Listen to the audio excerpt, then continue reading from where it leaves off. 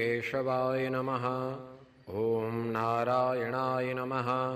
ॐ माधवाय नमः। ॐ गोविन्दाय नमः।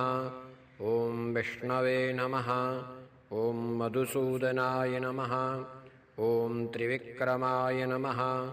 ॐ वामनाय नमः। ॐ श्रीधराय नमः। ॐ ऋषिकेशाय नमः।